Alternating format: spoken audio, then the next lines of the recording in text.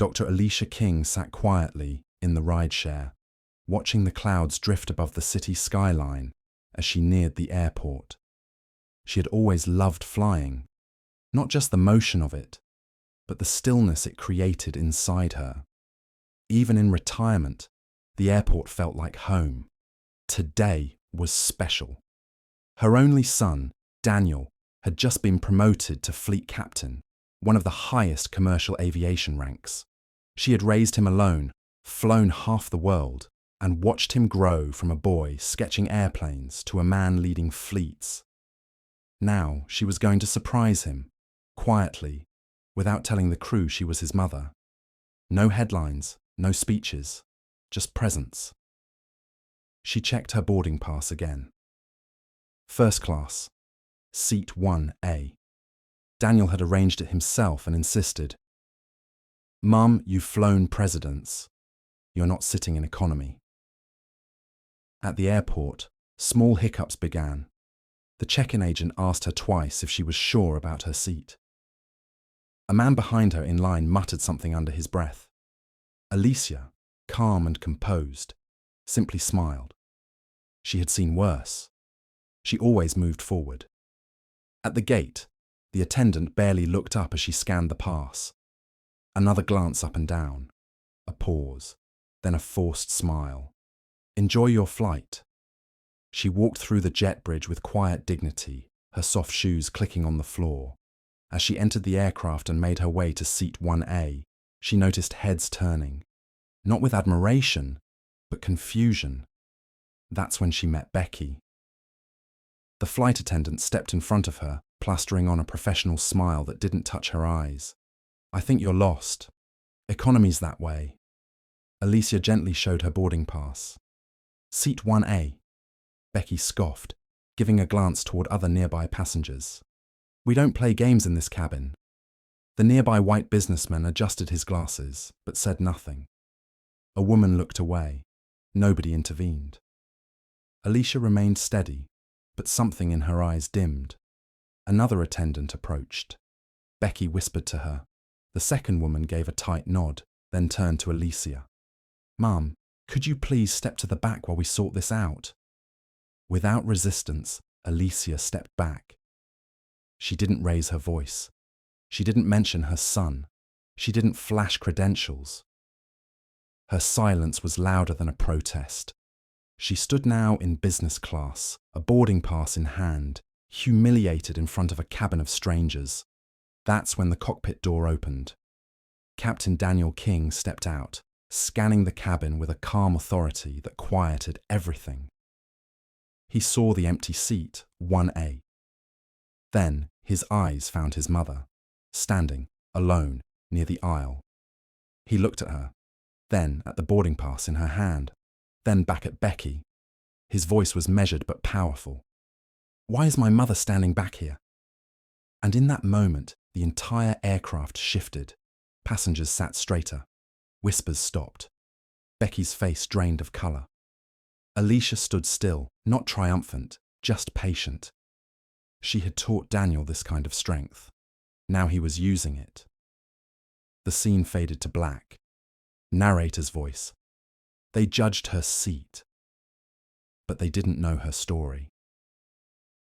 Dr. Alicia King lived in a quiet corner of Atlanta, in a modest but well-kept townhouse filled with flight memorabilia and books that smelled of history. At 62, she had lived through storms, both in the sky and on the ground. A retired Air Force pilot, she had flown combat missions, delivered humanitarian aid across continents, and even trained some of the best flyers in the country. Yet, she had never once boasted about it. She walked with a calm presence, never rushed, never loud.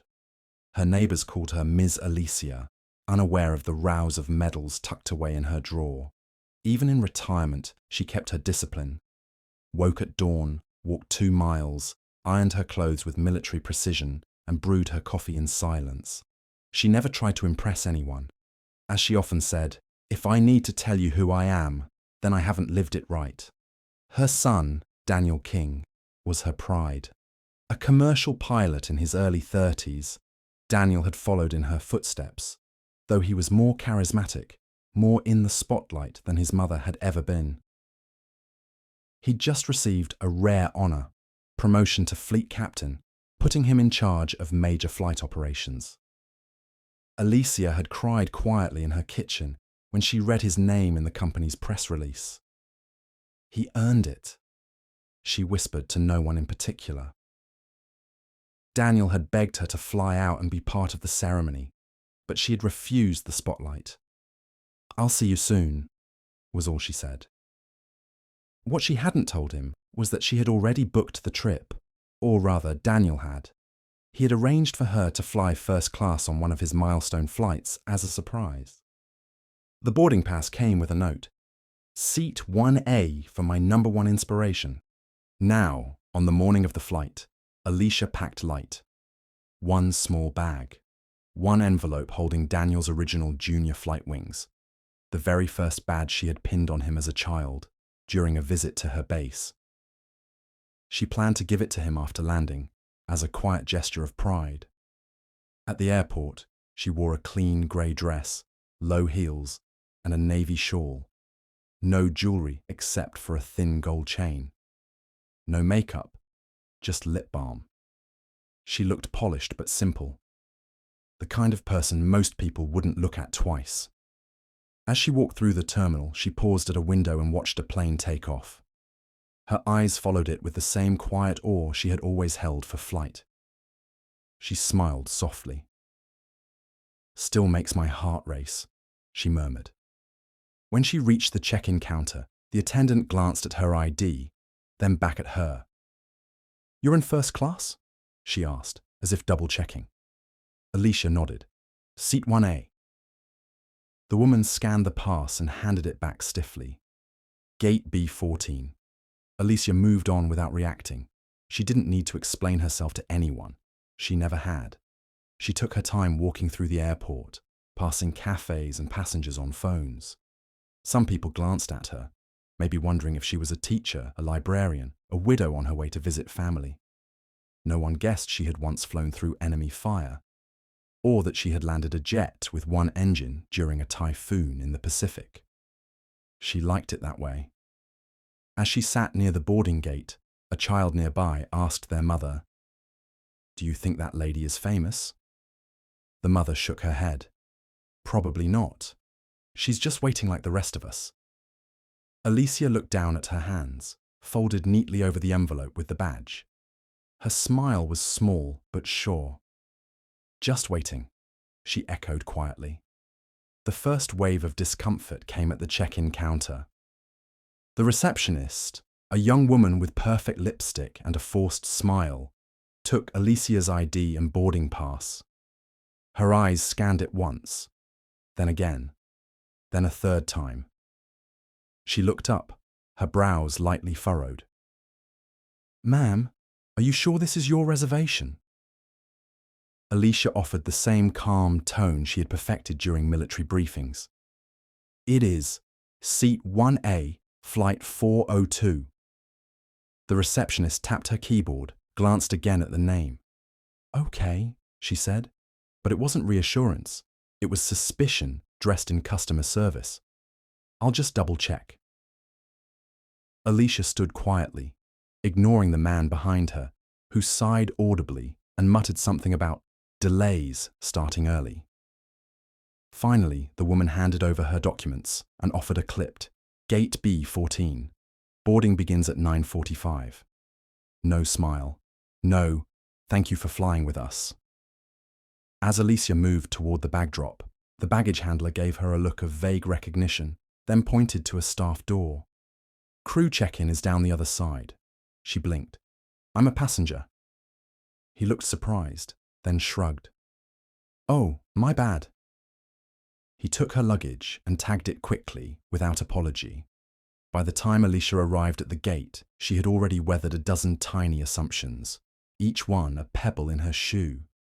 None of it new, just tiring.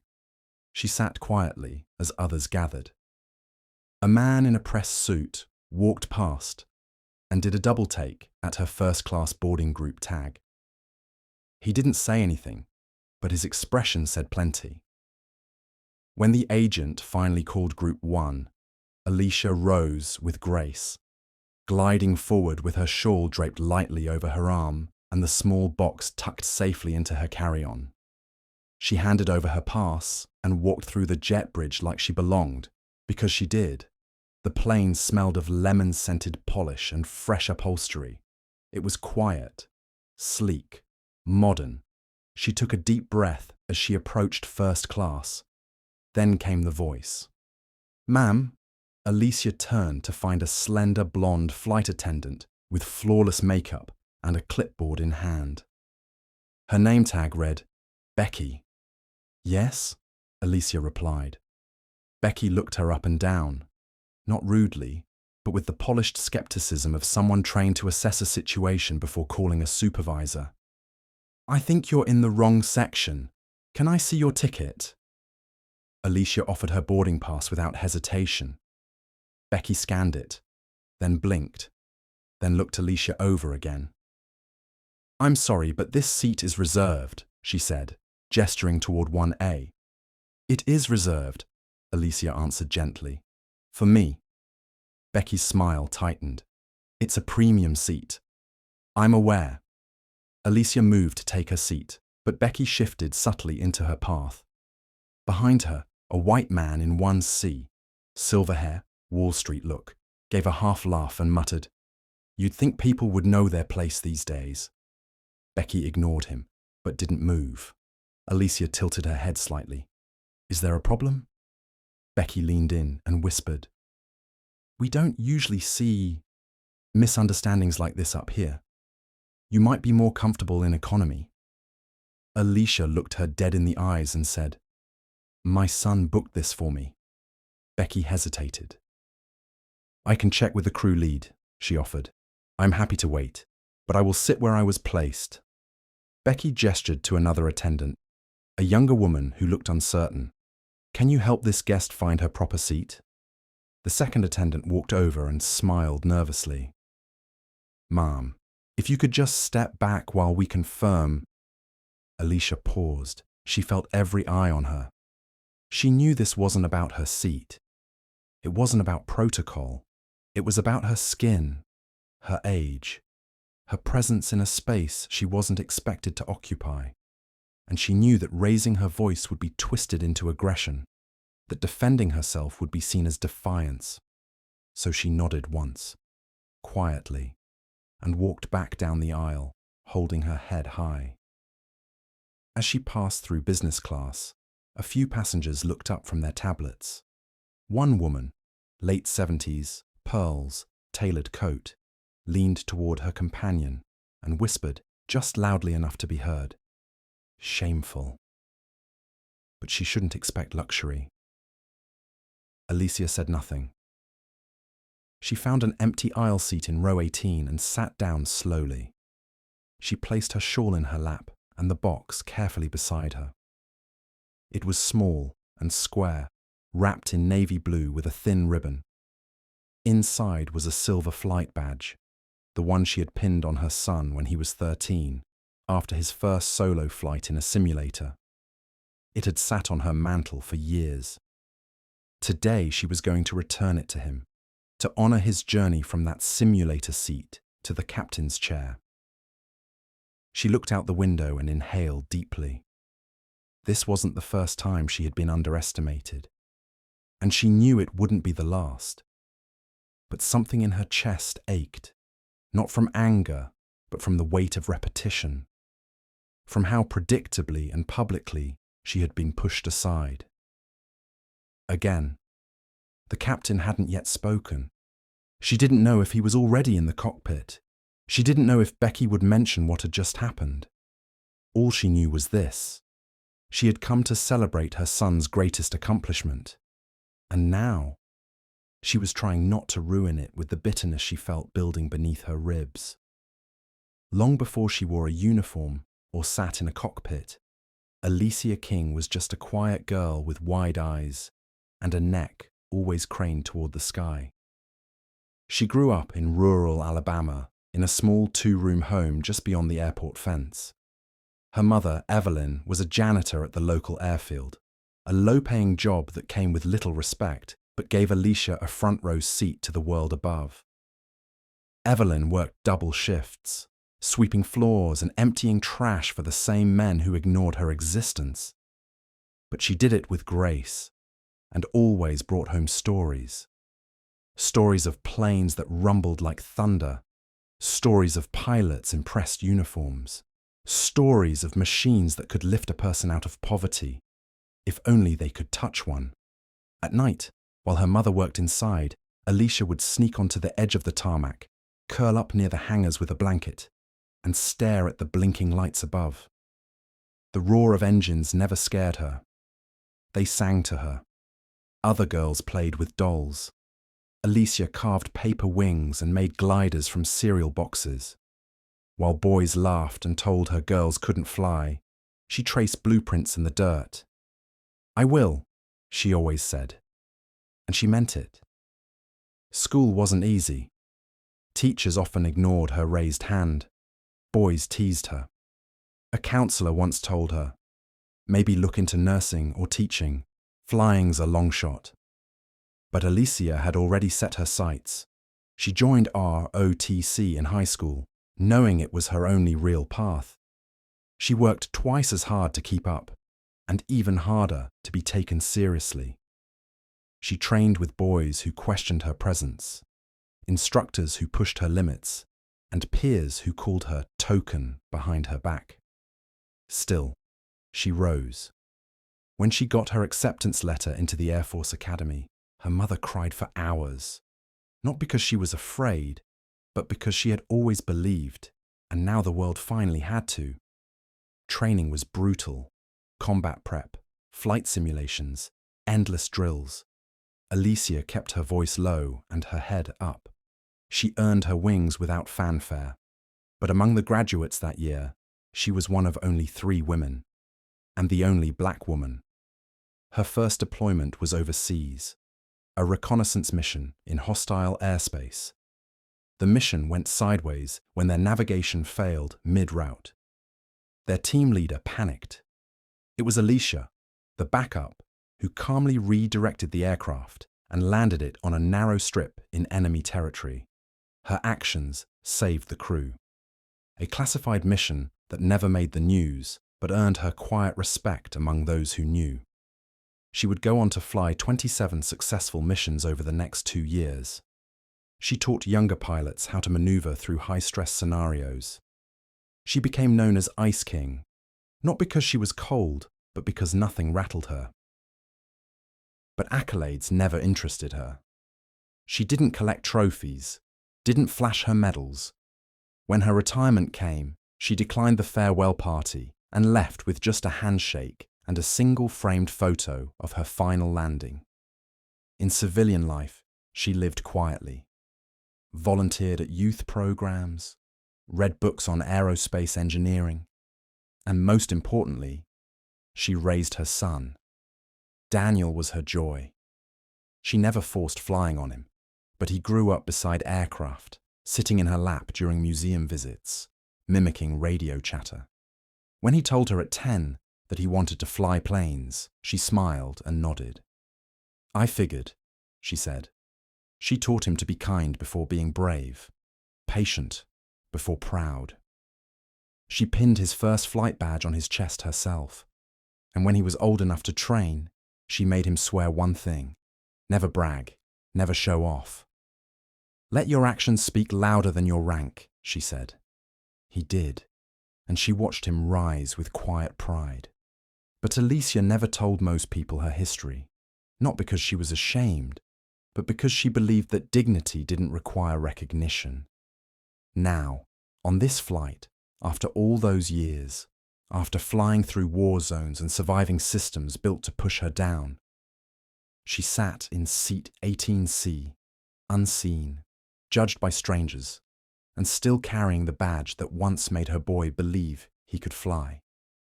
And still, she held her silence. Alicia sat quietly in seat 18C, her shawl folded neatly over her lap, the small navy blue box resting gently between her palms. Outside the window, clouds rolled beneath the wing like slow-moving waves. Inside the cabin, the ambient noise of passengers settling in, flight announcements, and the hum of the engines filled the space. She didn't need a window to reflect. She'd flown above these clouds in fighter jets, with more turbulence and less luxury. But nothing rattled her like the small, cutting humiliation of being told, yet again, that she didn't belong. She didn't cry. She didn't sigh. She simply opened her book and read the same paragraph 3 times, absorbing none of it. About 15 minutes into the flight, a soft voice interrupted her thoughts. "Excuse me, ma'am." Alicia looked up. It was the younger flight attendant, the one who had quietly followed Becky's instructions earlier. Her face was different now, softer, apologetic, unsure. "I just wanted to say, I'm sorry about what happened earlier. I didn't know." Alicia looked at her gently. "It's all right." But the girl shook her head. "It's not. We're trained better than that. I didn't want to cause a scene." "You didn't," Alicia said. "It's already passed." The young woman lingered for a moment, then nodded and walked away. Seconds later, the overhead speakers crackled to life. "Good afternoon, ladies and gentlemen. This is Captain Daniel King. Welcome aboard Flight 402 from Atlanta to Seattle. We're honored to have you with us today on a very special flight. It marks my official promotion to fleet captain, and I want to thank all of you for flying with us." Alicia smiled faintly, her chest tightening with pride. His voice hadn't changed, steady, rich, clear, just like when he was a boy pretending to fly with a toy headset in the backyard. Becky, at the front of first class, paused as she heard the name. Captain King. Her brow furrowed. King? The name felt familiar. Her eyes narrowed slightly, then flicked to the passenger manifest still open on her tablet. She scrolled. Seat 1A, Alicia King. Her smile faltered. At that moment, Daniel stepped out from the cockpit. As part of the in-flight tradition for fleet captain recognition, he had planned to personally thank the first-class passengers. The company had made a big deal of it. Photos were to be taken, champagne offered. He nodded politely to a few seated guests as he passed through the aisle. When he got to 1A, he paused. It was empty. He glanced at Becky. "Where's 1A?" She gave a casual shrug. "Oh, some woman tried to sit there before takeoff. Seemed confused. I sent her back to economy." Daniel's face didn't change at first. He simply looked at her, eyes still. Then he reached for the manifest himself, confirming the name. Alicia King, his mother. His jaw tightened. He said nothing for a moment. Then softly, but with unmistakable authority, he spoke. "That woman is my mother." The words dropped like thunder. Passengers in first class froze. Heads turned, Becky's face drained of colour. "I'll be right back," Daniel said, already walking. He didn't rush. He walked with purpose. Down the aisle, past startled faces and hushed murmurs, toward the back, where economy passengers turned in confusion. When he reached row 18, he found her, just as he knew he would, sitting with Grace, reading her book like nothing had happened. He stopped, took a breath, and then dropped gently to one knee beside her. "Mum," he said softly. Alicia looked up, surprised but composed. "Daniel." He nodded. His voice cracked slightly, just for a moment. "Please come back with me." Alicia blinked. "That's not necessary." He gave her a look, the kind that said, "You've taught me better than that." "I insist," he said. Without another word, she closed her book, tucked the box under her arm, and rose to her feet. As the two walked forward, mother and son, the plane seemed to shift around them. Heads turned, mouths parted. A few people started to clap, then more joined in. The sound swelled. Slow, respectful applause filling the fuselage like waves in a quiet sea. Alicia didn't smile. She didn't wave. She walked with the same steady dignity she had carried through war zones, racial barriers, and decades of silence. When they reached the front cabin, Daniel gently guided her back to seat 1A. Becky stood frozen beside it, pale and stiff. Daniel didn't look at her. He addressed the cabin. "Ladies and gentlemen, I'd like to introduce you to my mother, Commander Alicia King, retired US Air Force pilot. She flew more missions than I can count. And today, she honors me by flying with us." Gasps echoed. Someone whispered, "Commander." Becky's mouth opened, but nothing came out. Daniel finally turned to her, eyes calm but firm. This seat was always hers. As Alicia gently lowered herself into seat 1A, the cabin around her remained unusually quiet. A subtle tension hung in the air, no longer from discomfort but from realization. The kind of silence that comes when a room collectively understands it got something wrong. Daniel stood tall beside her, his pilot's uniform pressed crisp, his voice unwavering. "This seat," he said, his voice clear enough for the first few rows to hear, "was reserved for my mother, a retired Air Force commander, a pilot, a leader, and the most dignified woman I know." A ripple of murmurs passed through the cabin, soft and stunned. Becky, still frozen just beside the galley wall, stepped forward awkwardly, her face pale. "Captain, I didn't realize. I'm so sorry." Daniel didn't raise his voice. He didn't scold her. His calm was sharper than any anger could have been. "You didn't need to realize," he said. "That's the point. Respect shouldn't depend on appearances." Becky swallowed hard. "It was a misunderstanding." He turned to another attendant. "Can someone please take over for her?" The younger woman who had quietly apologized earlier gave a slight nod and stepped forward, gently guiding Becky away with professional grace. No drama. No shouting. Just a quiet rebalancing of the moment. Alicia sat with her hands folded in her lap, eyes ahead. She hadn't said a word since returning to first class. Not because she was silent, but because the world was finally saying something for her. Daniel leaned down and opened the overhead compartment. He carefully removed a slim folder and a camera bag, items he'd brought for the in-flight celebration. He turned back to her. "Now," he said more softly, "I believe you had something for me." Alicia smiled, the kind of smile that carried years of battlefields, broken ceilings, and bedtime stories. She reached into her carry-on and withdrew the small navy blue box, still tied with the gold ribbon. She handed it to him.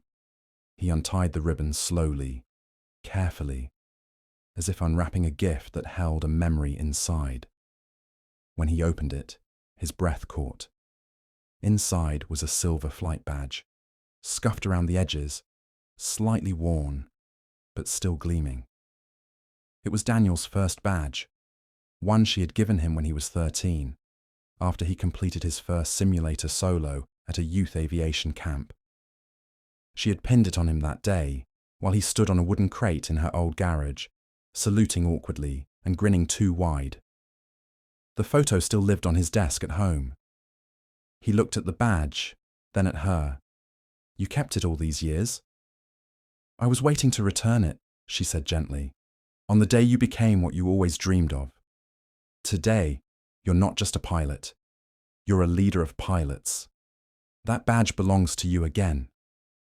Daniel's eyes welled. He blinked fast, but a tear still traced down his cheek. "I don't have words," he whispered. "You don't need them," Alicia said.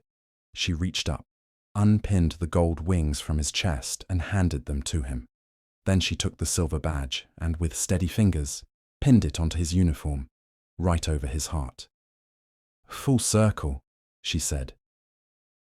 The other first-class passengers, now watching openly, some with tears, Others, with soft nods, offered a quiet round of applause, not for a flight promotion, but for something deeper, something earned. Daniel leaned forward and kissed her forehead. She smiled and whispered, "Let's fly this one together." He nodded. Then he turned and walked back toward the cockpit, his steps steadier than ever. And Alicia? She settled into her seat, not as a passenger mistaken for someone she wasn't, but as the woman who had flown higher than anyone could see, and still came home with grace. By the time Flight 402 landed in Seattle, the story had already begun to take flight. One of the first-class passengers, a tech executive seated just behind Alicia, had recorded the entire incident: Becky's confrontation, Daniel's return to economy, and Alicia's silent grace in the face of it all. He didn't post it out of outrage, but out of admiration. That night, he uploaded a short clip to social media with the caption, "This woman was kicked out of her seat because she didn't look first class." Turns out, she was a retired Air Force commander, and the pilot who came to get her. Her son, within hours, it went viral. By morning, major news outlets were running stories with headlines like, "She quietly boarded a plane. They didn't know they were talking to a war hero." "Flight attendant removes retired black commander from first class. Captain's response leaves. Everyone stunned." Photos of Alicia sitting with quiet poise in Seat 1A circulated across platforms, paired with her military background, and Daniel's heartfelt moment of kneeling beside her. The airline scrambled to respond. Within 2 days, a formal statement was issued. The CEO expressed deep regret for the disrespect shown to Commander Alicia King and called it an unacceptable lapse in training and humanity. Becky, the flight attendant at the center of the incident, was placed on indefinite suspension pending review. Internal retraining began across multiple departments, but Alicia didn't demand anything. When the airline's legal team reached out offering a formal apology, travel credit, and a private meeting, she declined quietly. "I don't need perks," she said. "I need purpose." Instead, she wrote a letter, firm, elegant, and direct, proposing something different. "You want to show change? Fund futures. Use this moment to lift someone else." Her request: a dedicated scholarship program for young black girls interested in aviation. She named it Wings Rising. The airline agreed. The story caught more fire. Daniel, moved by the idea, went further, partnering with flight schools and aerospace programs to launch a mentorship pipeline for underrepresented youth. He called it Wings for Tomorrow, a program offering flight simulator access, coaching, and paid flight hours to aspiring young pilots. The first round of applications opened within a month. Media outlets followed up, not for scandal now, but for inspiration, and Alicia, ever quiet, gave just one interview, at the press conference where the scholarship was announced. Standing at a small podium in front of a backdrop of girls in pilot uniforms, she spoke clearly and with quiet strength. "I've faced worse than being mistaken or dismissed, but that's not the story I want to tell. What matters now, what will always matter, is what we build next. If a single seat on a plane can become a moment of change, then let's make sure more seats are made for others who've never had a chance to sit." She stepped away, letting the applause roll past her like wind against the wings of a jet. That day, Alicia returned home to Atlanta with no fanfare.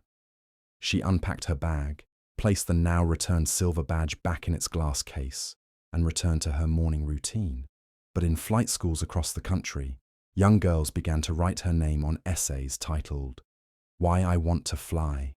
And so, without ever asking for a stage, Alicia King helped lift a new generation into the sky. The hangar doors creaked open as the morning sun poured in, golden and wide, illuminating rows of young girls in crisp flight uniforms. Their laughter echoed against the aluminum walls, full of energy and hope. Some held flight helmets too big for their heads. Others clutched notebooks, eyes sparkling with questions. At the far end of the hangar, Alicia King walked in with a gentle smile, her posture as upright as ever. She wore a navy blue jacket and soft-soled shoes that tapped lightly against the concrete floor. Her presence didn't announce itself. It just settled into the space like it belonged. She stopped beside a flight simulator and watched as one of the girls adjusted her headset with nervous fingers. Alicia leaned down and offered a reassuring nod. "You don't have to be fearless," she said. "You just have to keep flying." The girl smiled, steadied her hands, and began the pre-flight checklist. The simulator screen came alive with digital skies. Behind them, a large banner hung across the back wall. "Wings for Tomorrow Flight Training Academy, in honor of Commander Alicia King." Throughout the morning, Alicia moved through the rows of students, correcting posture, pointing at dials, and reminding them to trust the instruments and themselves. "You'll be judged before you even speak," she told one group. "But don't fly to prove them wrong. Fly because you were born to." She handed out old flight manuals with her notes scribbled in the margins, talked about crosswinds and fuel weight like others talked about stories and dreams. And yet, every lesson carried something deeper than just physics. It carried legacy. Near noon, she stood quietly near the simulator bay, arms crossed gently, watching as one of the youngest students, a wide-eyed girl with braids and braces, took the controls. The simulator roared to life. The girl hesitated. "Ma'am?" she asked, looking back. Alicia stepped forward, but didn't touch the controls. "You've got this," she said. "Wings are earned with every choice. This is your first one." The girl turned back to the screen, took a breath, and pushed forward on the throttle. The simulated plane accelerated down the digital runway, and then, gently, beautifully, it lifted into the virtual sky. Alicia's eyes reflected the screen's blue glow. She didn't clap. She didn't cheer. She just smiled with quiet awe. As the screen filled with clouds and altitude meters, her voice came in, soft, steady, and full of meaning. A voiceover for the next generation. "They'll forget how I was seated, but I'll make sure they remember how I stood." The camera pulled back, showing Alicia in silhouette, surrounded by a sea of girls ready to fly. The simulator buzzed. The clouds parted, and with one final shot of a young black girl soaring into the sky, even if only digitally, the screen faded to black.